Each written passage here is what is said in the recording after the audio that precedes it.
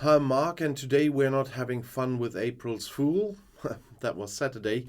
But we need to talk about the expectations of an awful April. UK consumers are gearing up for this awful April because on April 1st, everyday costs did increase significantly for many people.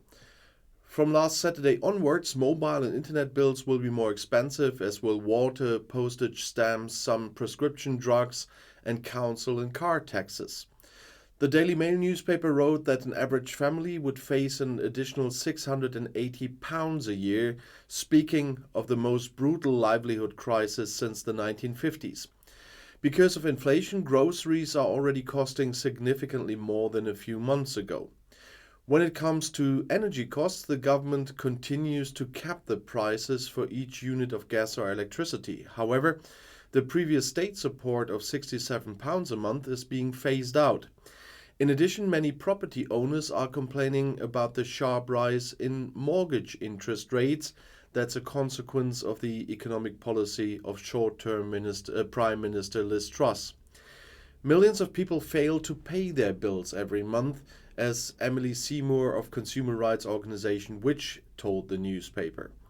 Now that the new wave of price increases takes effect, it is more crucial than ever that the government and major companies such as telecoms and energy companies do everything in their power to support consumers and provide clear information on what support is available, she said.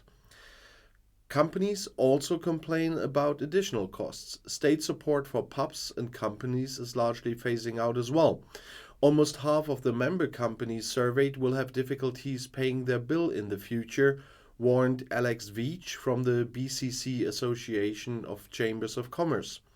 He also referred to a significant increase in corporate income tax from 19 to 25%, as well as an increase in the minimum wage and changes in the trade tax. The rise in corporate taxes had also caused horror in the right wing of the ruling Conservatives. The Tories have always seen themselves as a tax cut party. Since taking office in 2010, they have steadily lowered the rate from 28% at the time in order to attract investment. Experts were more relaxed. At 25%, Great Britain still offers a favorable tax rate in an international comparison, they say. The government said generous investment write-offs would save businesses a total of £27 billion over the next 3 years. And Brexit ensures that crises hit Great Britain harder than other countries. We talked about this a lot. Brexit has the greatest impact on the economic relationship between the EU and Great Britain. At its core, the EU remains an economic community, and with Brexit, Great Britain also left the EU internal market and customs union.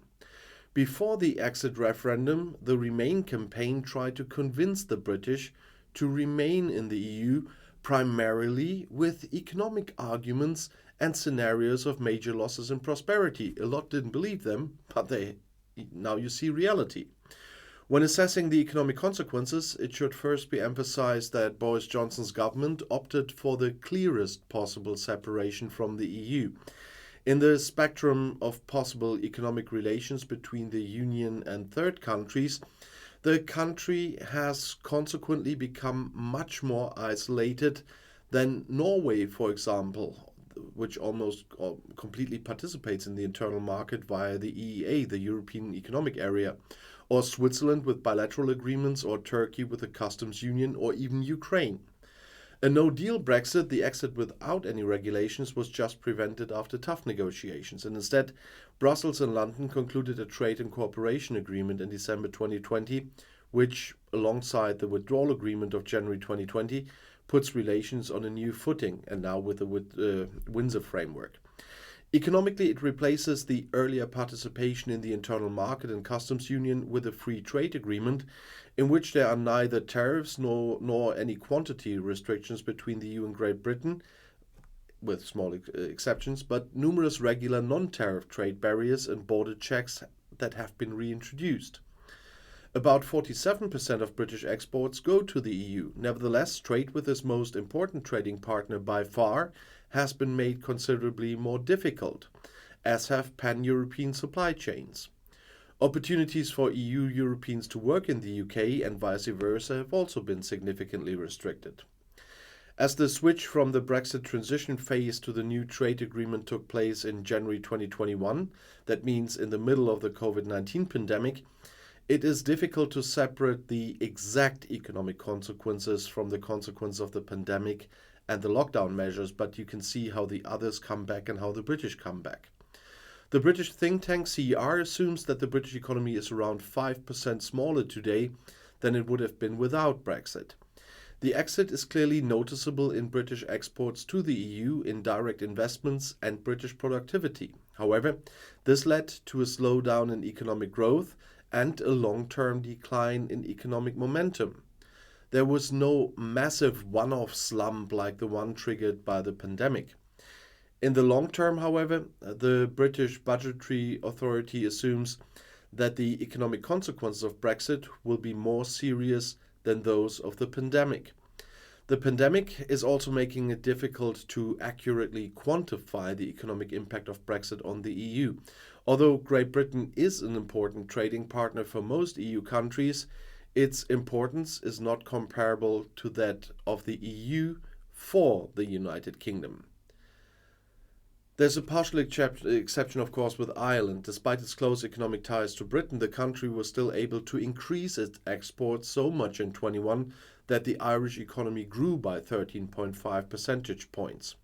For us here in Germany, a shift in trade flows away from Great Britain could be observed. In the list of Germany's most important trading partners, the country fell from 3rd place in 2015 to 10th place in 2021, and even further later.